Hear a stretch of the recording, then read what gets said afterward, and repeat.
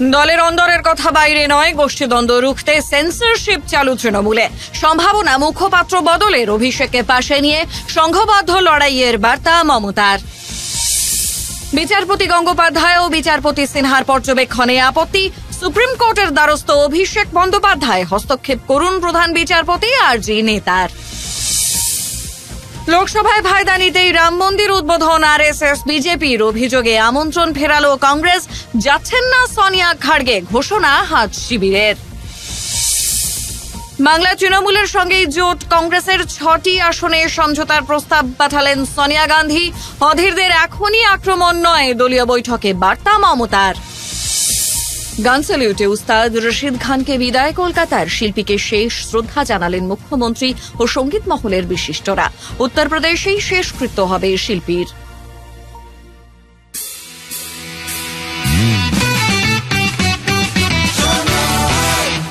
আপনি শুনছেন সংবাদ প্রতিদিন শোনো। নমস্কার, রাশি বিস্তারিত খবরে। কেউ কারো বিরুদ্ধে প্রকাশ্যে বললে তাকে ছেঁটে ফেলা হবে। দলীয় কোন্দল রুখতে কড়া বার্তা মমতা বন্দ্যোপাধ্যায়ের। জেলা নেতৃত্বদের নিয়ে বুধবারের বৈঠকে সেন্সরশিপ চালু করলেন নেত্রী। সাফ জানালেন, দলের ভেতরের কথা বাইরে বলা যাবে না।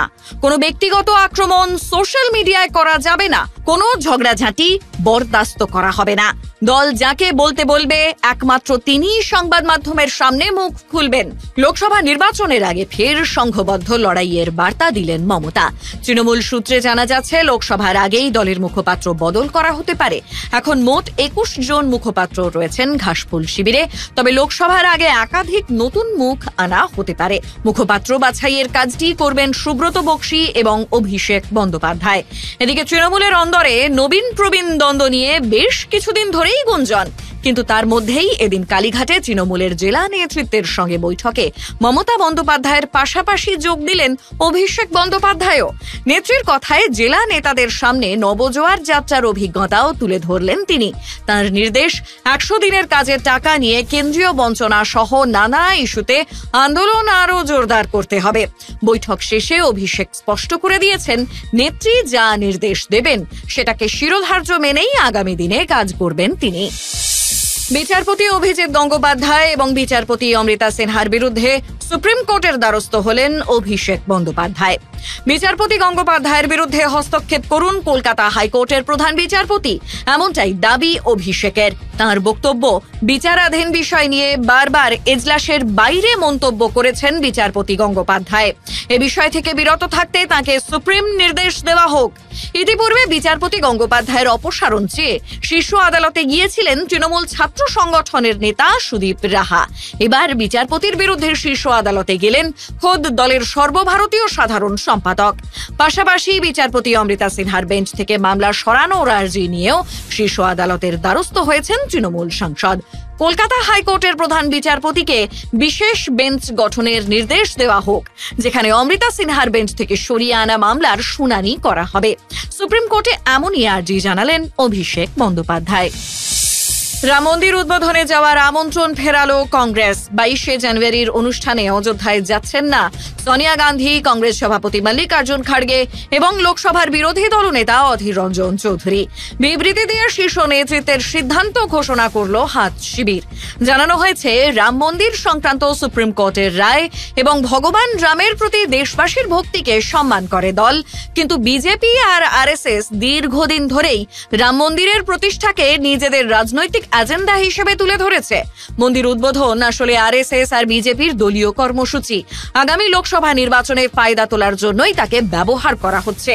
তাই সেখানে অংশ নিতে নারাজ সোনিয়া, অধীররা। আসলে গোবলয়ের রাজ্যগুলিতে হিন্দুত্বের রাজনীতি এমনিতেই জোরালো। তাই লোকসভার আগে এই আমন্ত্রণের কি উত্তর হবে তা নিয়ে কংগ্রেসের অন্দরেই ধোঁয়াশা ছিল। তবে শেষ পর্যন্ত অনুষ্ঠানে না যাওয়ার পথেই হাঁটল হাত শিবির।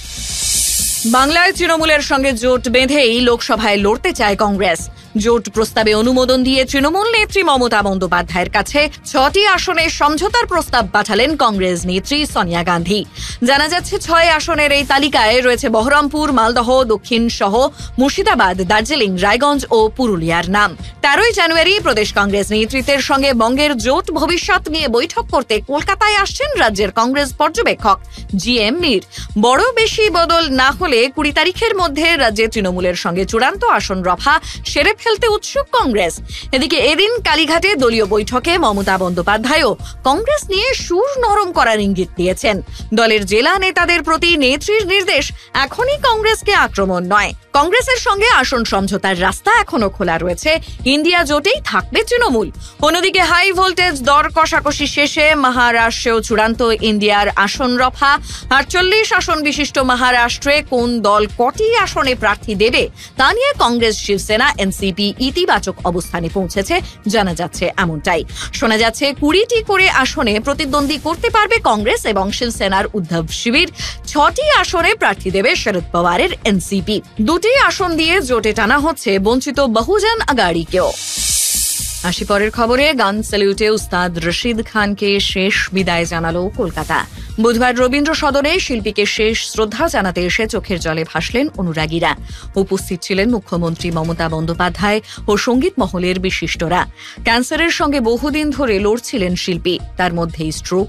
কিছুদিন হাসপাতালে ভর্তি থাকার পর সেখানেই শেষ নিঃশ্বাস ত্যাগ করেন শিল্পী। তবে বাংলার রশিদের শেষ ঠিকানা হবে উত্তরপ্রদেশই। আসলে উত্তরপ্রদেশের বদায়ুতে জন্ম উস্তাদ রশিদ খানের, তাই জন্মভিটেতেই সমাধিস্থ করা হবে তাঁকে। সেই কারণেই বুধবার তাঁর মরদেহ নিয়ে যাওয়া হয়েছে সেখানে। তার আগে তোপধ্বনিতেই শিল্পীকে বিদায় জানালো তাঁর প্রাণের শহর কলকাতা। শুনতে থাকুন সংবাদ প্রতিদিন শোনো।